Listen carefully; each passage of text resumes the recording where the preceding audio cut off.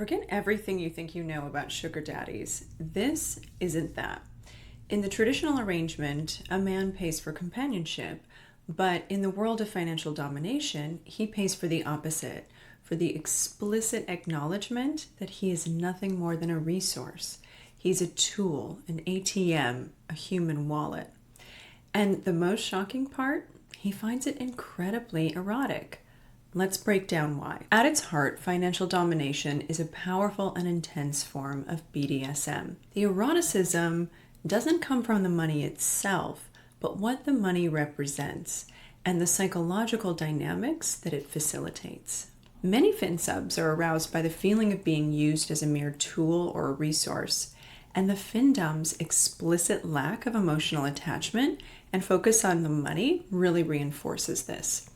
For the finsub or paypig, money is a tangible, quantifiable symbol of their effort, time, and self-worth. By giving it away, they're performing the most profound act of submission possible in a capitalist society.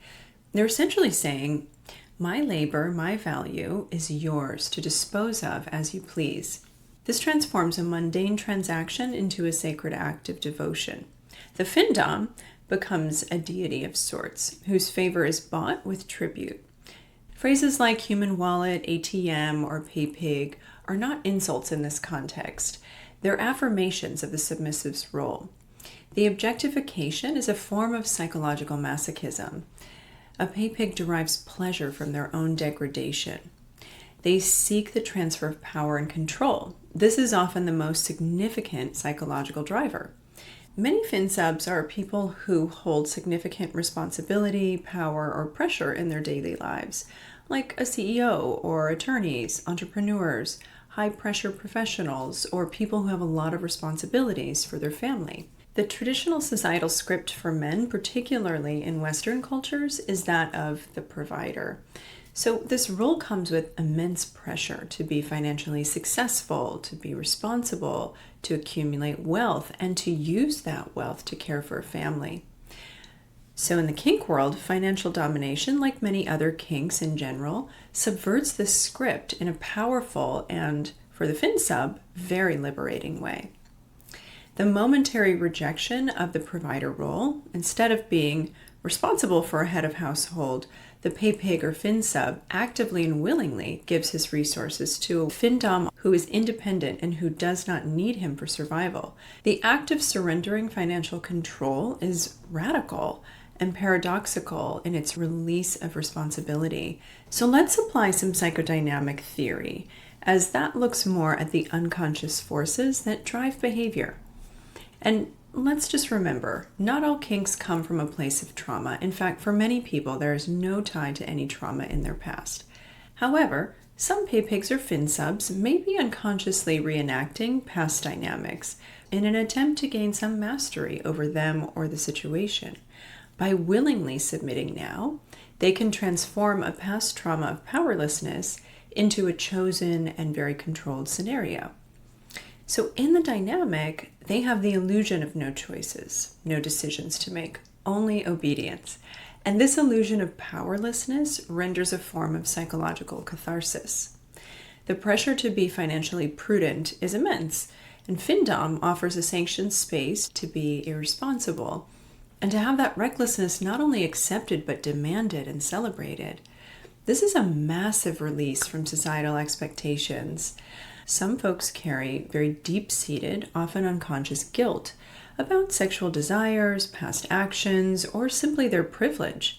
And the act of financial tribulation can serve as a form of atonement or penance, with the dom serving as both the punishing and the absolving figure. The dom absorbs all responsibility for the money, and it's the sub's only job to provide it. Paypigs often seek a reframing of worth, often unfairly tied to his financial success, and financial domination severs this link. His worth in the dynamic is determined by his ability to surrender his success, not by his ability to hoard it. He's valued for his obedience and sacrifice, not accumulation. Some finsubs seek temporary ego dissolution. This is a feeling that a lot of folks seek out through other forms of kink, through psychedelics, and even some forms of breath work. The intense submission and depletion of their financial resources, at their stated limits of course, can lead to a state where their sense of self temporarily breaks down. And ego dissolution can be a profoundly spiritual or psychological release, freeing people from the burdens of their identity. It may sound really confusing, but for some folks, it's really liberating. For many finsubs or paypigs, the Findom often embodies an archetypal, powerful figure, untouchable, demanding, and superior. So the finsub's worship feeds this dynamic, allowing him to connect with a primal form of power and beauty that he feels unworthy of, yet privileged to serve.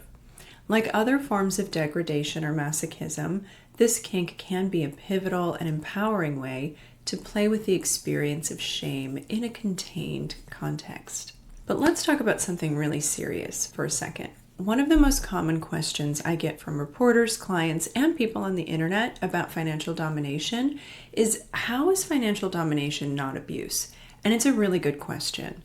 The line between consensual kink and abuse is defined by consent, negotiation, and boundaries.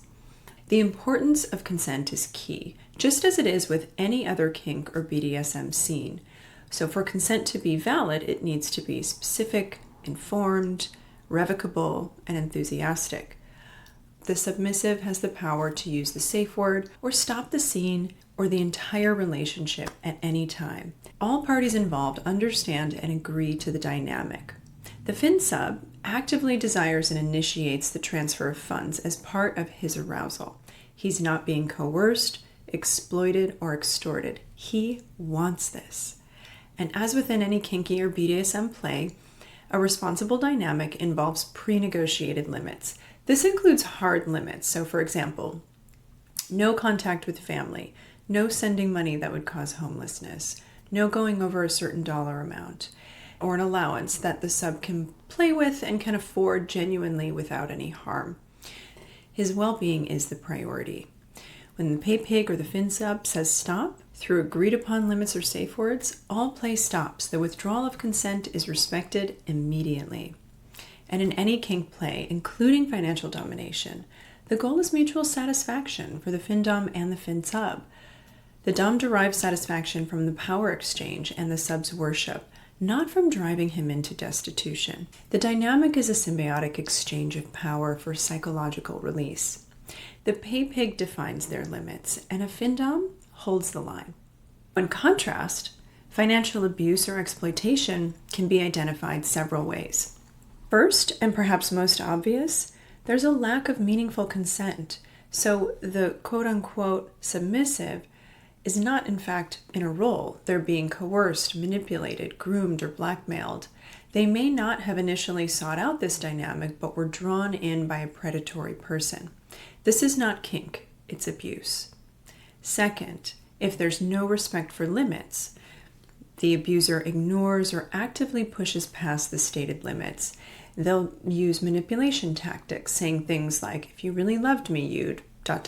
or they'll make threats of exposure or ending the relationship to extract more money. If there is exploitation to the point of harm, an abuser's goal is to extract as much money as possible, regardless of the consequences. This leads to the victim experiencing real-world harm beyond their stated threshold. A crippling debt, loss of home, inability to pay for basic necessities, and or severe psychological distress. Again, this is not kink. This is an example of financial abuse. And last, a victim can be isolated or controlled. An abuser may hold the victim back from friends or family, trying to isolate them and making them more dependent and less likely to be questioned or rescued. So here's a key question to differentiate between financial domination or financial abuse. Who is in control of the paypig or the submissive's well-being? In kink, the dom within the scene controls the money, but the relationship is built on a foundation of mutual care and respect for the sub's hard limits and their mutual agreements. In abuse, the abuser solely controls the dynamic and exploits the victim without regard for their well-being, effectively destroying the person to serve their own greed. So let me know if you have any questions or feedback in the comments below. And if you found this video helpful, don't forget to like and subscribe for more content.